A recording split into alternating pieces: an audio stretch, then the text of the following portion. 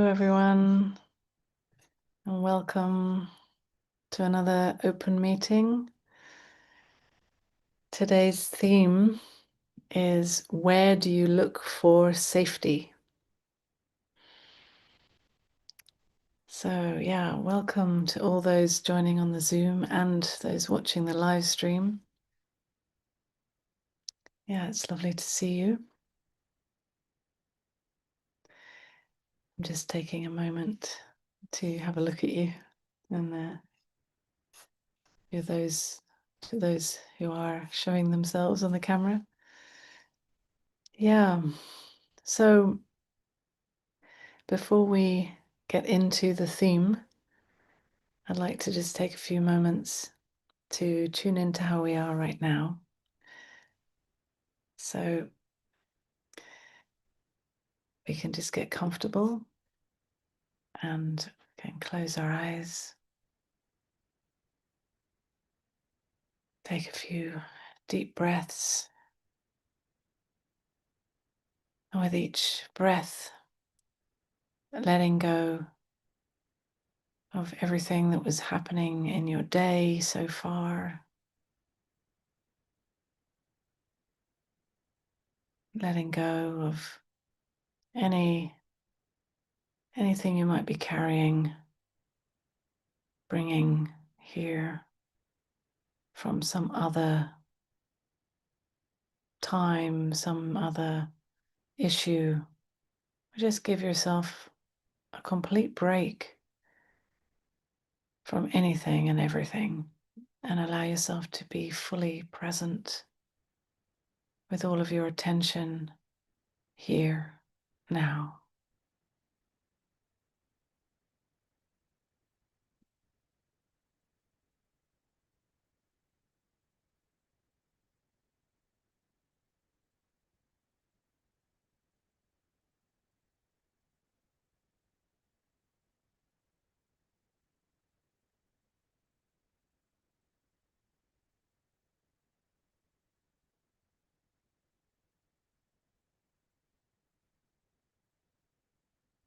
And we can take some time to just notice what is here now, noticing sensations, emotions, feelings, whatever is here right now.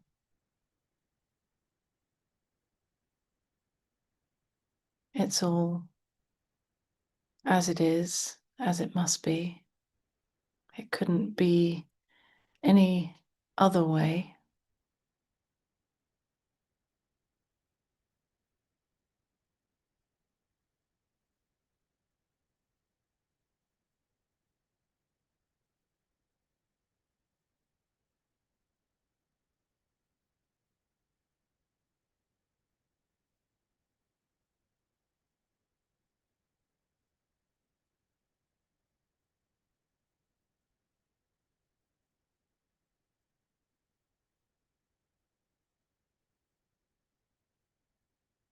And if there are thoughts, we notice them too. But they have no more importance than any other sensation or feeling or sound, anything that's coming up. It's all just waves of energy coming and going,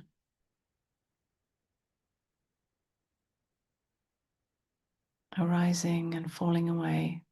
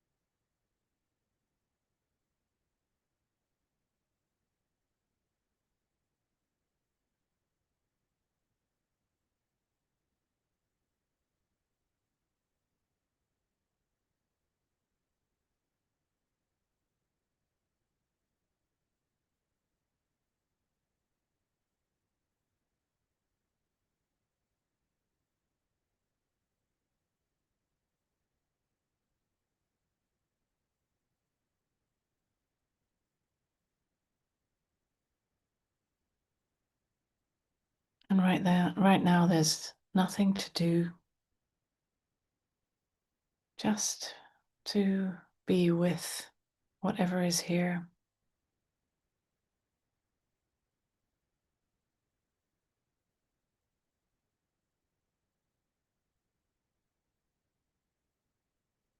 Noticing as it perhaps changes, following whatever is here, moment to moment.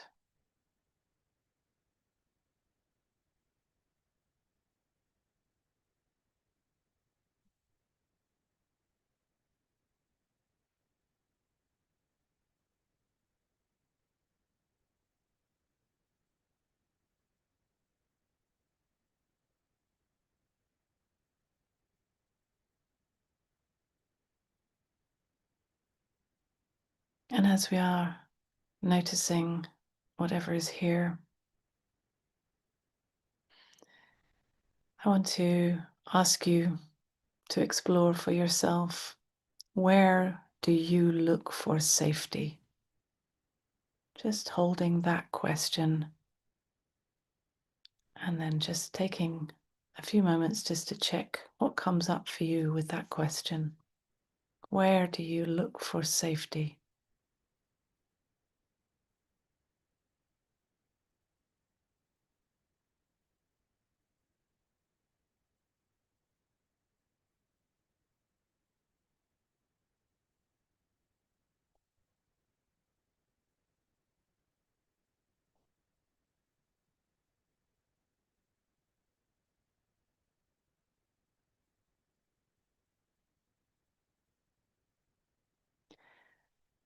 And your response may be related to, in general, where you look for safety in your life, in your recent experience. Could be in your circumstances, in your relationships, in whatever situation you're in. And perhaps as you ask yourself this question, it is also related to where you look for safety in this moment.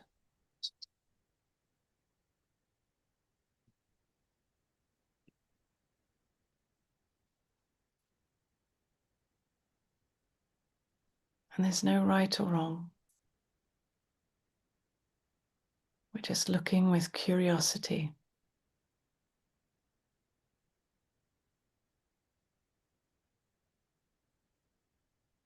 seeing how honest we can really be with ourselves with this question.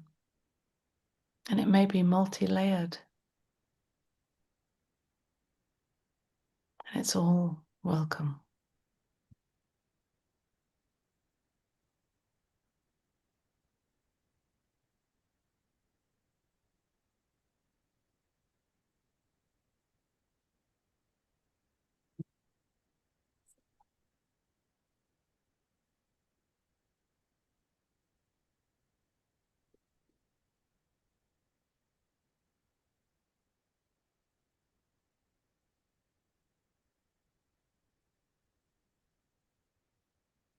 And then we can again bring our attention to our breath, noticing the breath right now.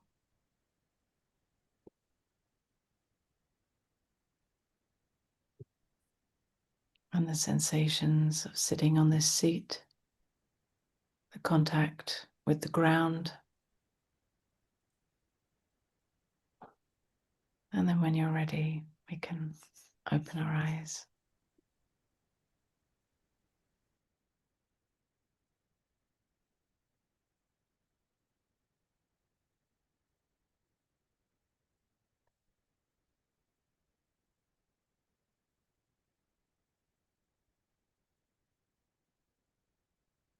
So our theme is, where do you look for safety? And when we actually look right now with this question, I'm curious what comes up for you when you ask yourself this question. Where do I look for safety? Does your mind automatically jump to your circumstances or your relationships or your environment, which is the usual way of looking at our attempt to try to find safety? We usually look for safety in the world. We look for it in the place that we live, to know that we have a secure roof over our heads. We look for it in the people that we are with, to know that we are loved, accepted for who we are seen, we are met. We have perhaps we look for a sense of belonging, to know that who you are in your way of being in the world is safe enough to be as it is. Perhaps we look for safety and security in our work or our financial situation, to know that we have enough money or possibility to eat, to live, to survive. Yeah, so we are usually focused on survival, right? A feeling that this body can survive in the world, and more than just physically survive, but also that this body, this mind, these emotions feel also accepted amongst our fellow humans. The problem with this is that it's not reliable. First of all, circumstances change, and we might, in our circumstances, have some relative safety if we're lucky. But even that changes. Maybe not dramatically, but even a little, and that can rock the boat a bit. And sometimes big dramatic changes happen that we don't expect. We have relied upon a certain level of consistency in our circumstances, and then things shift, because things do shift in our lives, and people change. People are very unreliable. We know that for ourselves, right? We're all very unreliable. Our feelings are changing all the time.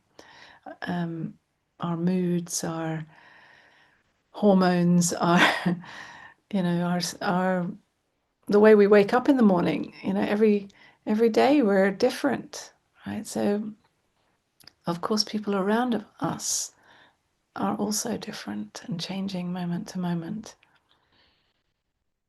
And perhaps we are not always accepted for who we are. We're not always seen and met, perhaps for many reasons, but perhaps because the people around us don't always have the capacity to meet us in the way that we would long for. So again, this is very unreliable. We might have moments where we can feel like, yes, this feels safe with this person or these people. But then something again shifts. People move away, people die, people change. So these things are very unreliable. And all kinds of circumstances and environments are constantly changing. The world itself, the world arena, and everything that is happening in the world sometimes feels very scary and unsafe and worrying. And then there may be again times when we feel like, oh yeah, okay, it's all going to be fine. And then again, something worrying can come up. And in even nature, right? We sometimes feel like, oh, at least nature is consistent. But then that also, nature comes with its big fires and storms and tsunamis and even smaller things that make things change.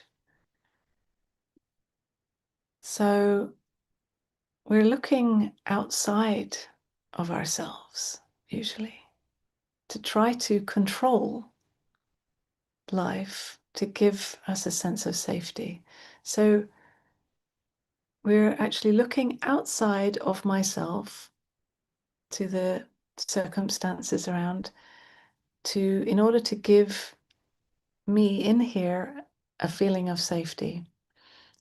Now, on the relative level, these humans do need some sense of relative safety in order to survive, which is totally natural. We do enjoy and thrive in circumstances where we are accepted and loved and seen.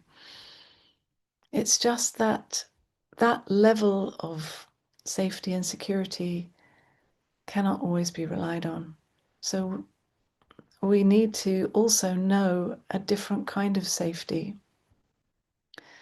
that we can always lean back into, that we can always know is present no matter what. And that's the safety that I'm essentially pointing to here.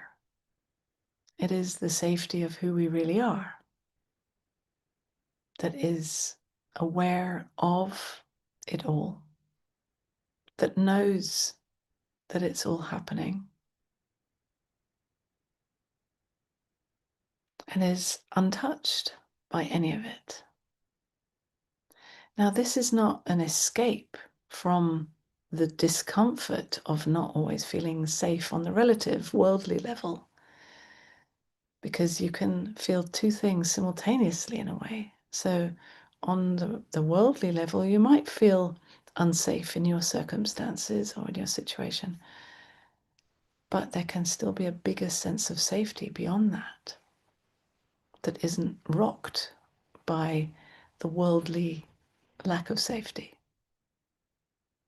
So it's not an escape, it's not dismissing the very often very physical sense of not feeling so certain and safe. It's feeling all of that, and it might be, as I said, very uncomfortable and scary. But what I'm talking about is a safety that embraces even feeling a lack of safety.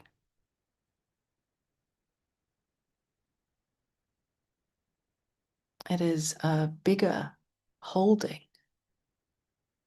of it all, holding this human, right? And everything that she has to go through, which sometimes is a lot, right? Holding her in all the ups and the downs that she goes through. And holding her with compassion, truly meeting her in the way that we would long to be met. We meet ourselves in whatever is here. So, knowing this kind of true safety, bigger safety, is a seeing that we cannot reach out into the world apparently outside of us to try to control in order to give us a sense of safety. It doesn't work. it's a hopeless game. And the trying and the failing and the hoping is the worst thing. It's so painful. Living, trying to control your life is really a lot of restless anxiety, stress for this body, and living in this hope that one day it will be safe or will be under control. It is a delusion, really, because life is always going to be relatively unsafe on some level. The reality is that we are dying, right, in each moment. This is the confronting reality.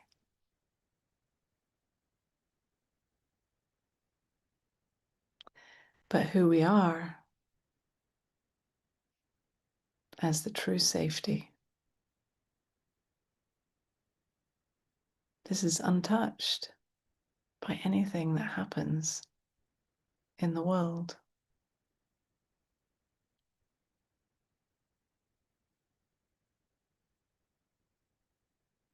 And it is such a rest to know that, to rest back into that. And of course, it is also nourishing on the human level to know that I am truly safe, even if my body is shaking in fear,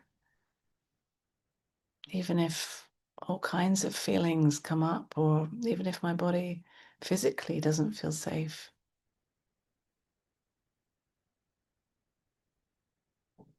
So we feel it all, and yet we are held in the biggest embrace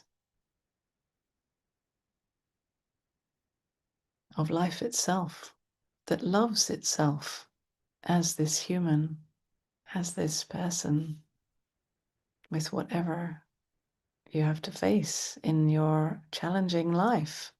Life does come with these challenges. It's not always easy. And yet, we are held always.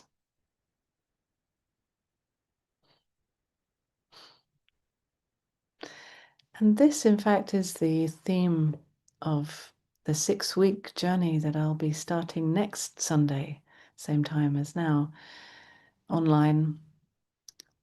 And that's really going deeper into this theme. The title is Finding Safety in Uncertainty. And each week we will go through how we search for safety,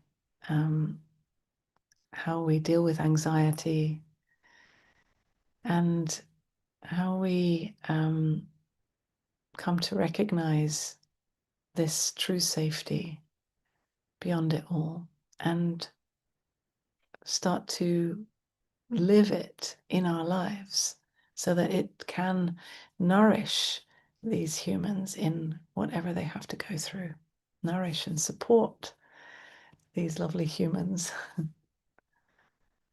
Yeah, so you're welcome to join me from next Sunday. Yeah. So for today, I'd love to hear from those of you who are here on the Zoom. You're welcome to ask a question or have a dialogue in some way. You can just raise your hand. You can also type a question in the chat, but it's always nice to have an actual dialogue.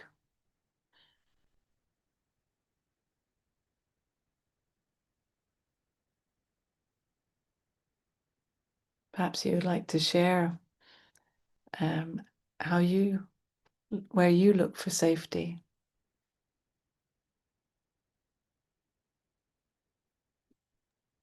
And what safety means for you, perhaps.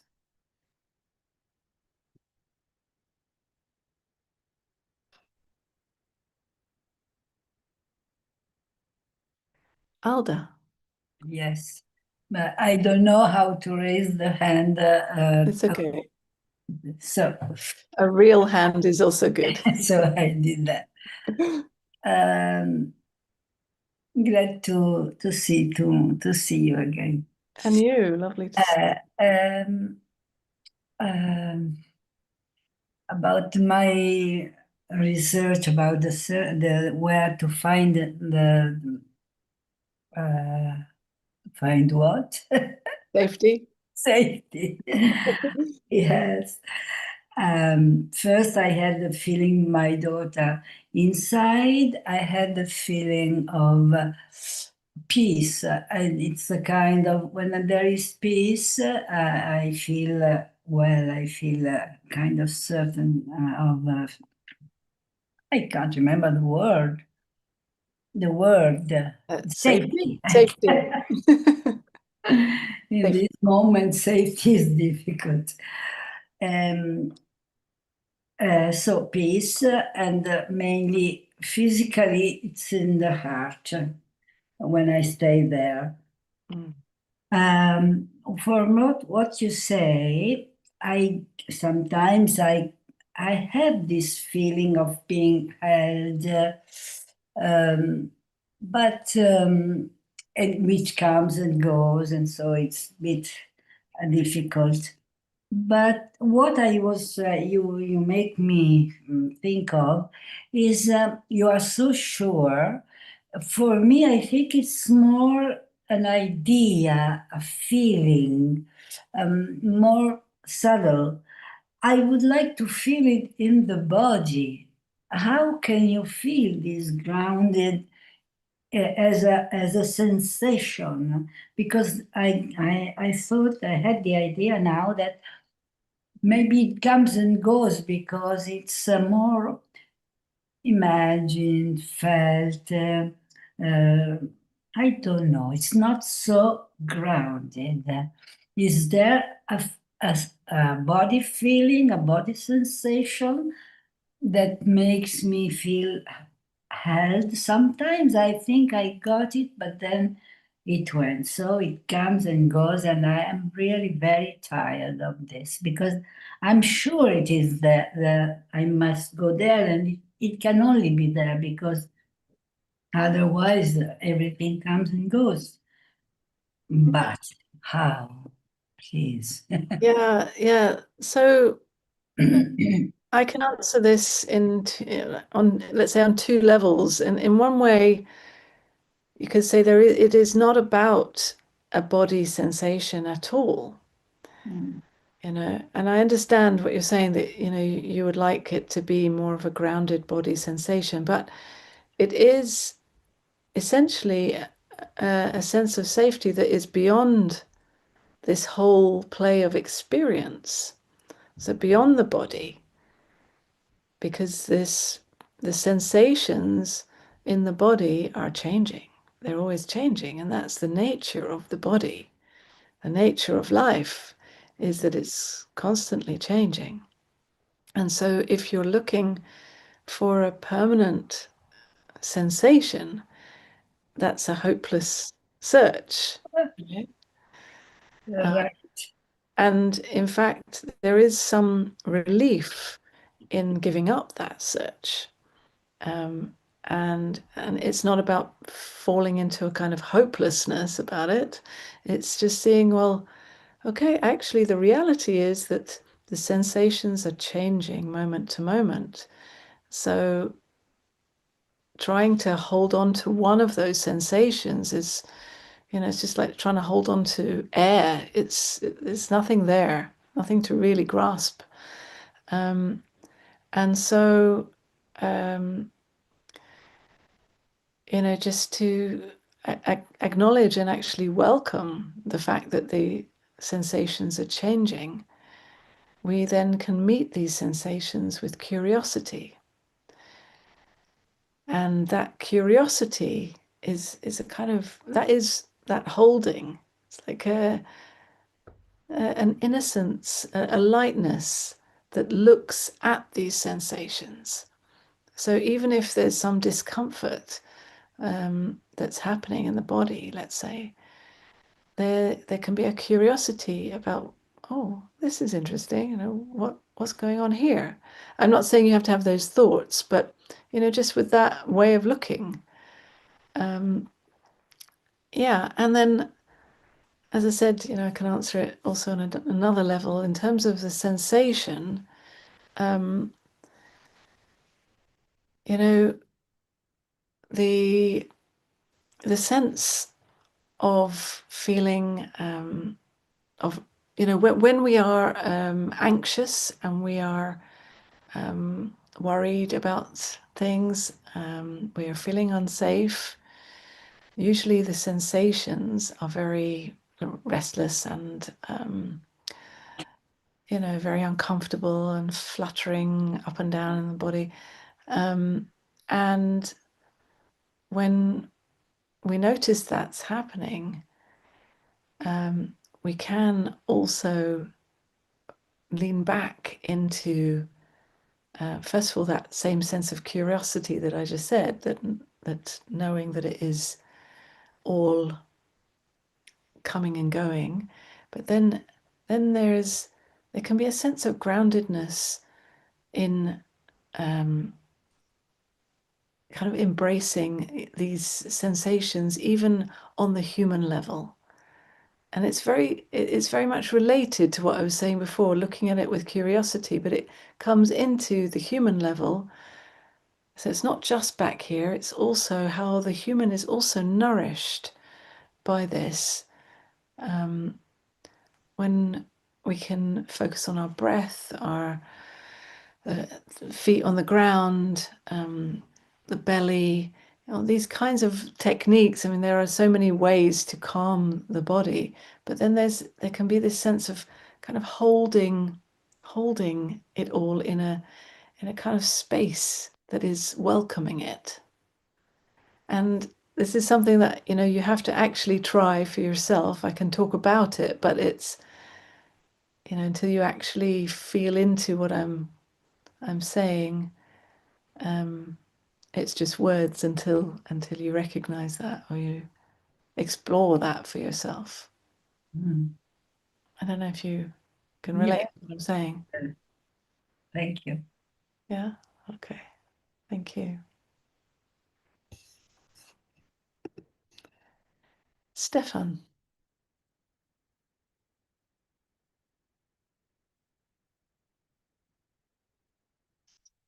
Stefan, you have to unmute.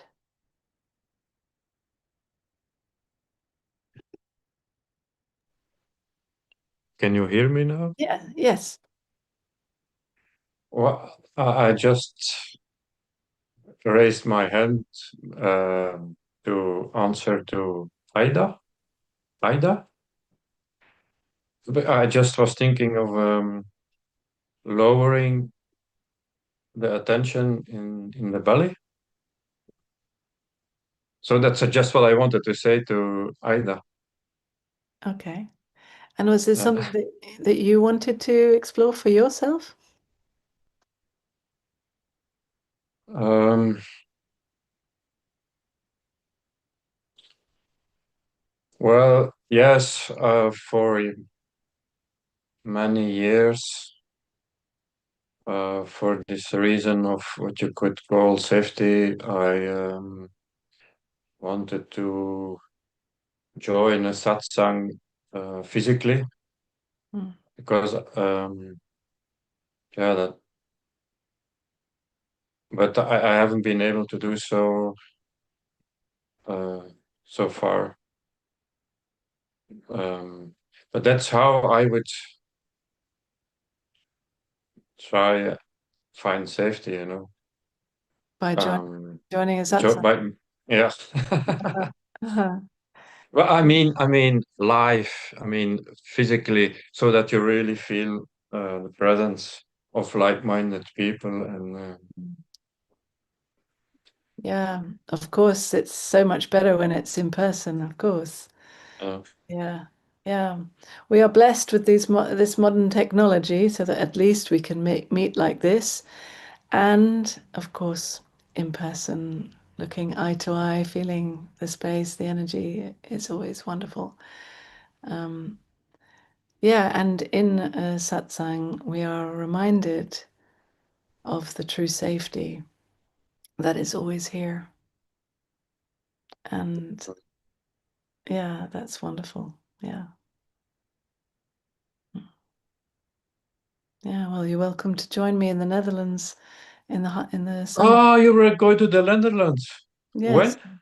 I'm holding a retreat When? in August. You can have a look at my website. You'll see it. In August. Okay. Yeah. Yeah. Because I'm from Belgium, so that's Oh, perfect. closer. Yeah. Yeah. Welcome. Okay. Okay. Thank you.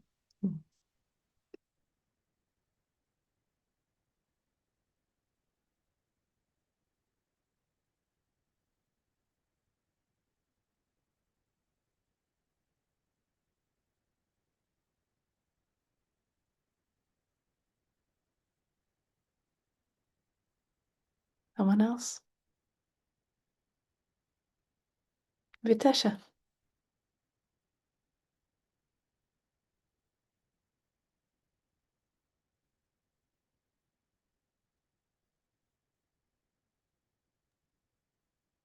And can you hear me? Yes, I can. Hey. Okay, good.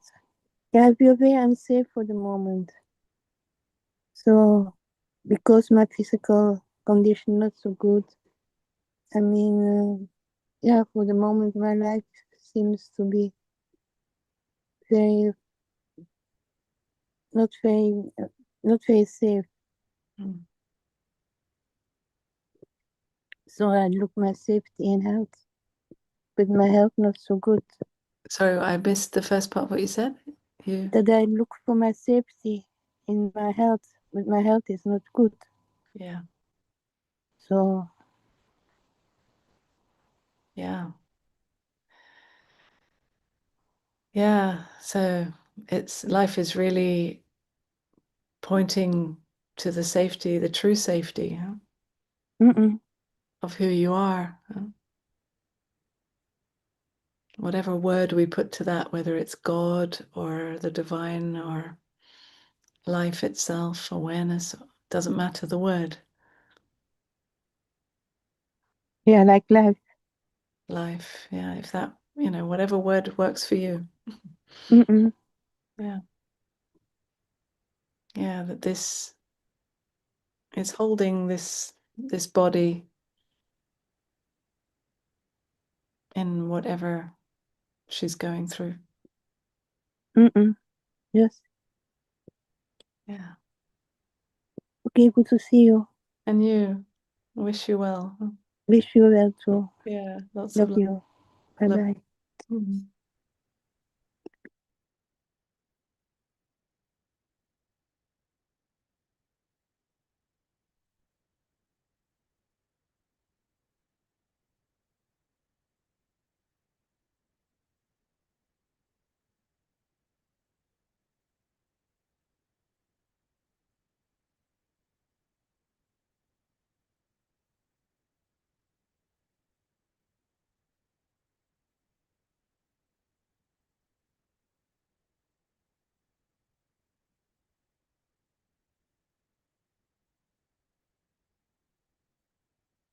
Mhm. Anyone else? Nicole. Hi, Hi. thank you. Yeah, I'm looking forward to exploring this in a little bit more depth with you over the coming weeks, because I've signed up for the course. Great. But whilst Ida was talking, something changed. Because normally I'd go to physically on a human personal level, I'd look at safety in having money, but I haven't got any money, so I never feel quite safe. But then I'd go to my heart or my belly. But something changed when Ida was talking. There was more of a, can't even explain it here, not anything physical or mental. Yeah. Yeah, I mean, Okay. of course, that is in fact another aspect that we'll explore in the 6-week journey about the heart, opening the heart and connecting from the heart, that actually does provide more of a sense of, I mean, in a way, the heart is like the bridge between the relative and the impersonal, the absolute.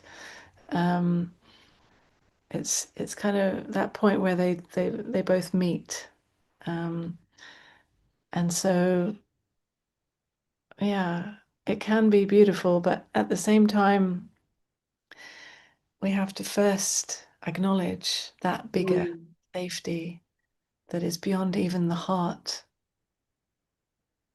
Or, we can also use the word big, the bigger heart, right? That is who we are, is that the biggest heart there is.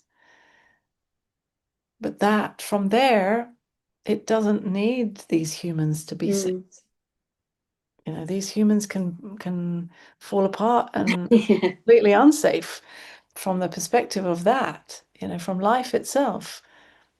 Look at the world, right? Things are dying and being destroyed and being born and growing and falling apart. This is life. This is the nature of life. So from back there, it's like life, in a way, you could say, doesn't care about these humans. But at the same time, it is the biggest caring that holds these humans. Yeah. And everything else in life, not only humans. What was interesting is the recognition then, in that moment when I was talking, that the person can't get there, the heart can't get there. Yeah, exactly. I can't get there. No. That's the frustration often, right? Yeah. Yeah. We're trying and trying. We try all these different ways, can I get there from here, there, yeah, it just doesn't work until we realize that actually we never left. What are we searching for? We are already that. But even that you can't try to grasp, Yeah. It's so simple and so present that we overlook it in the search for something more complicated or more that we can grasp, Right, I've got it. This is it. I know it. Thank you. Oh, thank you. Thank you, everyone. Yeah. Genevieve. Yeah, there doesn't seem to be a hand raise button on my screen, so No problem. I like a real hand anyway. well, my my struggle is, we're assuming this is my own illusion and the dream. I mean, is that where you operate from? Say that again. We're assuming what? That this is Maya and illusion and the dream, right? That's where you operate from, more or less. Yeah. I mean, I'd like to hear more of what you want to Well, say. anyway, the point being that my struggle has been, what's the best way to live in the dream? Because I know about awakening and, unfortunately you can't just sit down and say, okay, I'm going to awake now. Everything is clearing away. And, we're here and, whatever. So what I wanted to get at is, do you think, I mean, I long ago got over thinking there might be meaning and purpose in anything. And yet I wonder about free will and whether or not, because my goal has been to surrender as much as possible to, the greater, source energy or whatever you want to call it. And things were going really well for a long time by doing that. I mean, I just trusted that, when the time came for something to be worked out, that, the answer would be there. Worked great. until like last December. And then suddenly everything started going wrong. And the things that I used to count on, being benign seemed to be just the opposite. And so it put me in a whole state of confusion about what I'm surrendering to and whether or not, I have any ability to, I mean, I've done a lot of manifestation in my life and very successfully without first not really understanding it and then eventually understanding it better. But And what are you surrendering to? It's a good question. trying to surrender to what I would call, I mean, there's so many different things you could call it, but source energy is a good one. The ultimate whatever it is. Some people would call it God. I think that's a little off because of what everybody else thinks about it as God. But you know what I mean? Loaded word. The thing that we really are, that is just on the other side of the veils. And Yeah, I mean, we can call it many things, right? Doesn't Yeah, matter what yeah. we call it. Yeah. But anyway, I just wonder what do you know about free will, or whether this is just a movie that we might as well just sit back.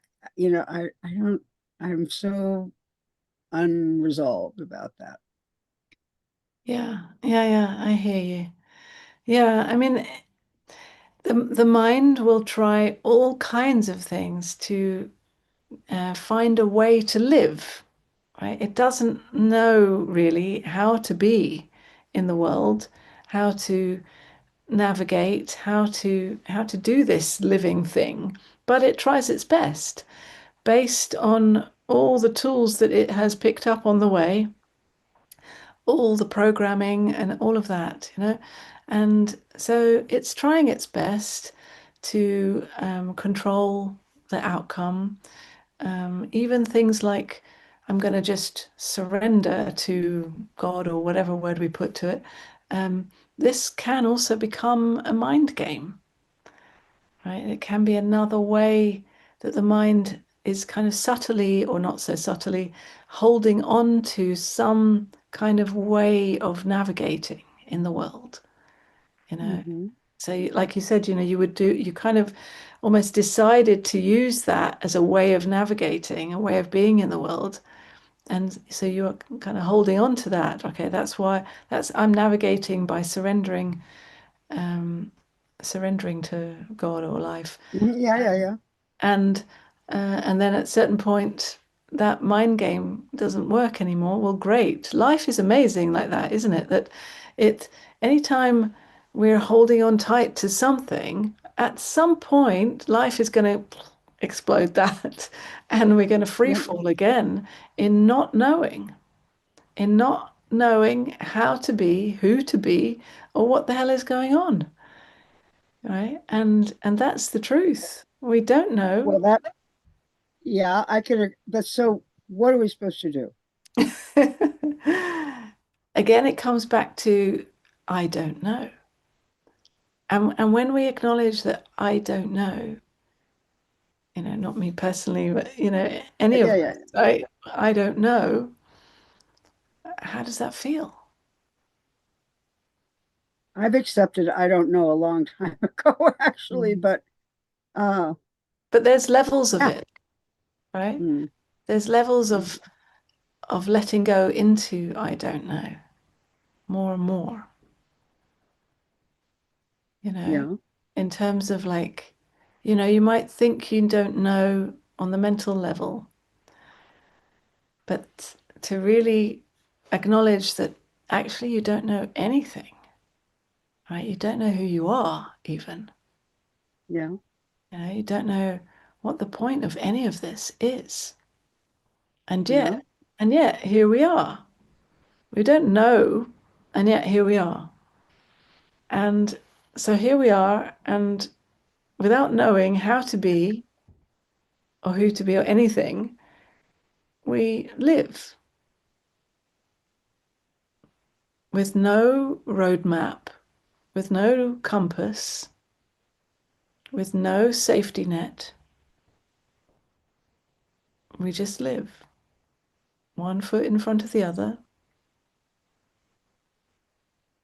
so hard to, just because, yeah, I mean, I just, so it's like then the answer is driven by circumstances because otherwise, you could just sit in a chair and never do anything and eventually starve to death.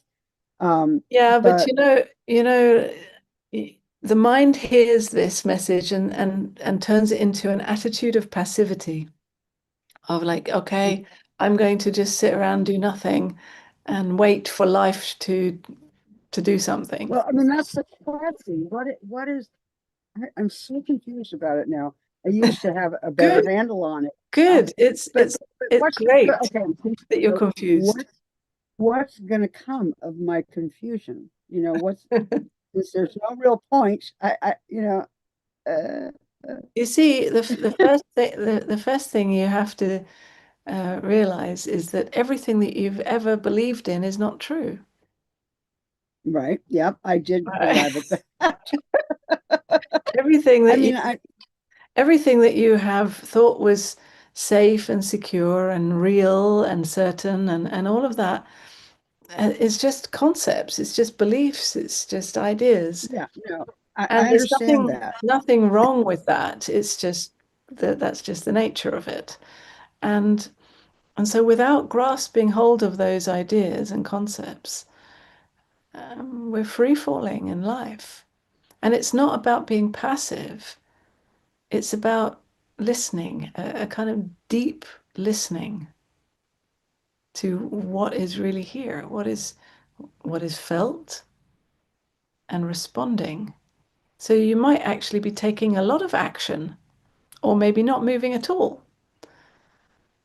But it's about meeting what is here and living from that moment to moment. And it doesn't mean that you never plan for the future, but that, for example, planning for the future happens now and is coming out of meeting what is here, dreaming up a future, a direction, but that direction comes from here, now, from not knowing. It comes out of not knowing, comes a knowing. And we don't have to understand it. We don't have to even do anything about it. It moves us. So, okay, that's the first thing you said that makes any, I don't, It because makes what's sense. getting us out of the chair? What's getting us out of the chair? Where does the motivation come from? You're That's saying great. if you just are A great quiet and question. listen, the motivation will arrive? That's a great question. We are used to being motivated by this idea of me trying to get there, wherever there is. We have some idea about me and how if I go there or do that or become that, then I as a person will become a better person, or I will get something that I think I need. So we're motivated by this me and my desires, my agendas, right? And when we Yeah. see that there is, in fact, there isn't a separate entity in here, there isn't a me, we lose the motivation that we have previously believed in and been Yeah. moved by. And at first, this can be very disorientating, and we don't know how to live. And this is a natural phase as we kind of transition into a new way of living, of moving in the world that isn't motivated by me and my desires. Not that those are wrong; they may still come up, but you're not motivated by them. Um, but instead, you are free falling in not knowing how to move, and in allowing that space of and that feeling of disorientation for a while, for however long it is, something fresh can come into that space of not knowing. So it's not something that I can kind of just tell you about and then you'll know. It's something that, I mean, Yeah. I know that. right? You have to actually not know and feel that disorientation and sit in it and feel the discomfort of it, maybe feel the fear that might come up, maybe feel the grief at your whole life where you thought you knew, for example, or whatever it comes up. Maybe you feel the joy, the ecstasy, who knows? Maybe it's changing and changing, but you have to actually sit in that and feel the not knowing how to be and who to be or what to be, how to move, and deeply listen to what is here. And So you might be that's surprised. well, that's yeah. So I mean, basically, the recommendation is to deeply listen. It's just it's so hard when there's no sense in anything theoretically, and what makes one do anything at this point? I mean, at the age I am. I'm past a lot of the real hardcore responsibilities, like my kids. I'm still a mother, but they're grown up. A lot of the stuff that I had to do isn't there anymore, and so Great. So you now know you're free to explore yourself in ways that you never had a chance to yeah, do but because you had those how what am I doing to explore myself? I'm sitting and being quiet. I mean, I've really been through it all. All the you can sit and be quiet, or you can do anything, right? You can go out there and play in the world, whatever it is, you know, put yourself into a new situation, right? And in that new situation, for example, whatever, a new group yeah, or yeah. place or whatever, um, listen, deeply listen to yourself and to how you feel, to how you respond to the situation, the people, the place, you know. And as you take these times to really listen and to not know how to be in these new circumstances, to not know who you are now that you're not a person with responsibility, Hmm. and to see, okay, well, I'm kind of being reinvented here, reborn somehow, Yeah, right? Moment to moment, even. I don't know how to be, so let's see. Who knows? You might really surprise yourself. I know for myself that, I used to think that I was a certain kind of person. I used to think I was very shy, for example. And then in not knowing how to be or who to be in certain circumstances, I've really surprised myself and I haven't been shy at all, right? Just, as an example. yeah, Um, yeah, so it can be really, or just when you think, oh, I'm like this, then you change to be something completely different. yeah, yeah, yeah. Sigh. Thank you. All right, thank you.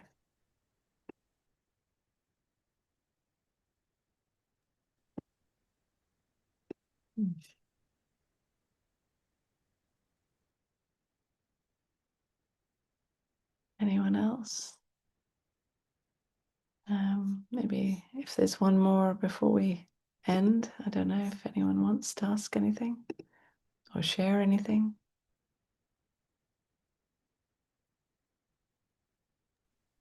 I'm just going to ask you, just tell us a little bit more about this 6-week course. I mean, Okay, I've looked at it and I'm thinking about doing it, but you could maybe tell us a little more. okay. All right. So it's first of all it's a journey where in each session we go a little deeper into this exploration. And it's a closed group. So my intention is to create a sense of group safety as much as is possible, certainly online. And, we can't always control group energy, but as much as possible, that would be my intention. And then we go through, so we start with 6 gatherings. The first is entering the unknown. And we speak about exactly what we've just been speaking about, really, this meeting the reality that nothing is known. And each session there'll be time for dialogues, and I'll also be doing guided meditations and explorations, and some exercises so we can actually explore this in our direct experience. And then the week 2 is when anxiety arises. We also explore how we respond to anxiety and feeling physically unsafe in our bodies. And then week 3 is looking at untangling the mind's stories. So it's just looking at the usual thought stories that we tell ourselves about how life, how we try to control life, basically, with our mind, with our thoughts. And then week 4 is opening to the heart, as we touched on a little bit in one of our previous dialogues today. It's a bit how the heart connecting, real connection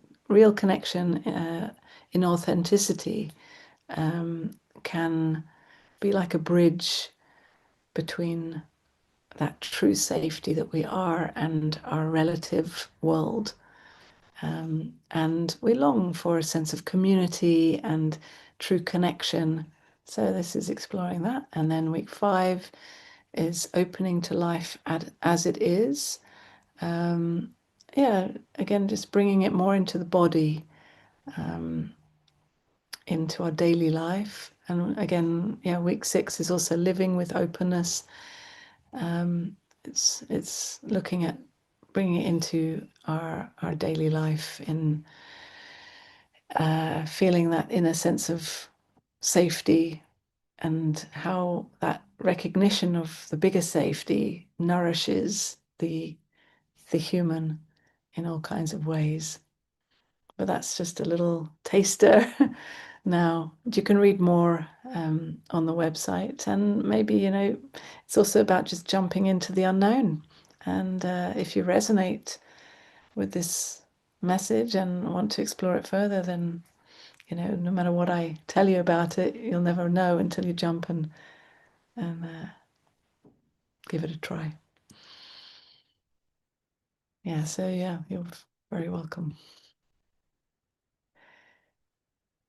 Okay, well, I hope to see some of you next Sunday, and as we start this 6-week journey. Otherwise, I continue the Wednesday half an hour satsang as well. All right, thank you very much, everyone. Lots of love. See you soon. Bye.